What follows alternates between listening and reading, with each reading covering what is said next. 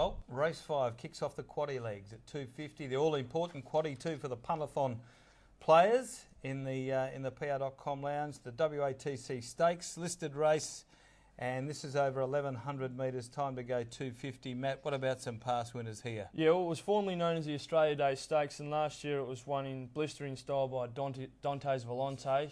He was in a purple patch of form. The year before, Scuffs, Marasco, Zanella. Impressive stats: Twilight Spice, Senate Lease, Lady Belvedere, Exit Lane, Noble Sky and Wolfpack. So it's been won by some very good horses, and no exception once again. We've got some nice horses on the way through, and the ready-made Escadere in London. So looking forward to race number 5, the first leg of the quad. Could well be a case of the fresh horses on the scene versus the horses that have been going around through these sprint races for quite a while now. First of the replays, we go to the trials. This is Belmont. 8th of March, 1,000 metres, Escadere back in the field under no pressure at all, works to the line nicely. Escadere from Chin Chin, who was second last, and Primate was the last one. It's Blizzard Ridge just in front of, on the outside, coming up to a Jaw Dropper. Shortly after, Jaw Dropper's put the head in front, but Blizzard Ridge won't go away. Jaw Dropper in front of Blizzard Ridge. He starts to get the better of it now, and on the outside... Very soft trial effort there by Escadere. That was his second trial back from a spell. No pressure at all from William Pike. First up record, 7 starts, 1 wins and 2 third placings. He's drawn barrier 1 with 58. I think I'll be waiting for this horse second up, but it's not an overly strong event, and he's shown in the past he can mix it with some pretty smart horses, so I certainly won't be disregarding him, but I'll be waiting for him second up to show his best. Okay, same day, same venue, and this was the trial of London. It was Heat 18, the very next trial. And again, just ridden off the pace and is able to cover the competition quite easily. Panther, who was at the tail, down via the 200. John Seto, the leader, shakes off Vain Spirit as London works up on the outside. Just in behind them was Classic Alert. London goes up now to John Seto, draws a half, a length in front, and it goes on London to win. Very easy trial win there by London. That was his first outing back after finishing 4th in the Winterbottom Stakes. He's drawn barrier 10. Not sure where he's going to get in the run, 57.5 kilograms. There appears to be a bit of speed in the race. And this horse, he took all before him last campaign. He graduated through to Lister level, taking out the Birthday Stakes. Then his effort in the Northerly, he was only beaten just over a half length behind Megatic. In the Lister, I jumped off him. He was beaten 7, but then he bounced back in the Winterbottom. And look, he was only beaten 2.5 behind Hortensia. It was a very good run. He did have all the favours from the barrier, but look, he really didn't run a bad race last campaign, and if he can reproduce his best form, there's no reason why he won't be playing a big part in this finish, Marty.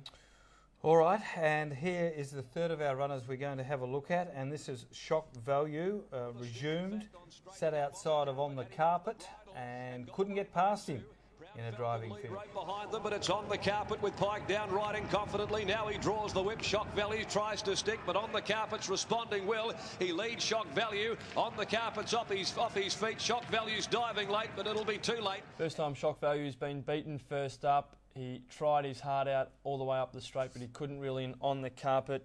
Drops back to the 1,100 second up. I like that, although he's had 2 runs second up yet to win. I think with the 53 kilos, he's got 4.5 off London, 5 off Escadere, and I think he's got plenty of ability, Shock Value.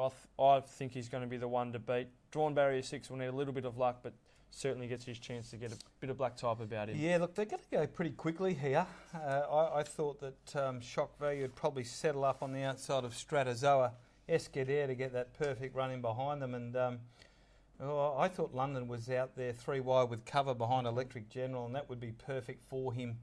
Big fan of this horse, as you know, Matty. The one bad run he did put in last campaign in the Listea Stakes, and Dean White's convinced that the horse actually may have got a clot of mud in his mouth and just choked down. Oh. And that's what Jason Whiting come back and thought could have happened in that run. All the other performances, as you said, his first up card is good. Hates being drawn down near the inside.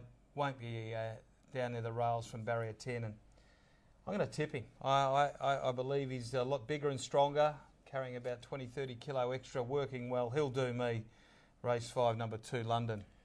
Okay, well, I'm going to go number 10, Shock Value, 53 kilograms. Hopefully he can get the Jimmy Taylor stable back into his brilliant best form that we all know him for. Race 5, horse 10, Shock Value for me. Yeah, interesting. Just quickly before we look at race number 6 too, it's great to see Conakry win at Ascot on Wednesday for Jimmy, but more importantly for Maureen and the late Roy Edwards, and for Jim and all the team that are involved with the Jimmy Taylor team, because Roy was such an integral part of that ownership group. And Perth Racing will be honouring Roy next week at Ascot, so we'll be just keep an eye out for that. Well, the big one, race number 6, the Hyperion Stakes, Group 3. Time to go, 3:25, 1,400 metres, and I'm pretty sure this honour roll will sound all right. Yeah, well, last year, Marty, Tarzi defeated Marasco, and both horses will do battle once again on Saturday. Marasco took out the event in 2008, no questions 07. Local Legend in 06, Lakeside Rhythm and Amber Halo dead heated in 05. Couldn't split them. No, the judge couldn't find a margin. 2004 Dedicated Miss, Tribula Old Fashioned, Century Blazer, one of my old favourites, and Devilish Dealer. So the dealer. It's been a great race, and even the horses behind him. We had Scenic Shot, Scenic Blast in 08, Arctic Park, Star Laser.